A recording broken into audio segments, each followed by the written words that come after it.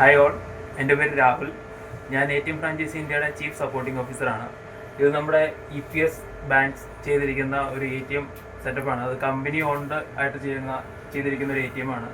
അവർ വളരെ നന്നായിട്ട് ചെയ്തിട്ടുണ്ട്. ഈ ഒരു സെറ്റപ്പിലായിരിക്കും നമ്മുടെ ATMൻ്റെ ഒരു ഇത് വരിക, ക്യാബിൻ. അവർ ഇത് ചെയ്തതിന് ശേഷം നമുക്ക് ഡെയിലി ഒരു 150 വരെ നമുക്കിവിടെ ട്രാൻസാക്ഷൻ വരുന്നുണ്ട്.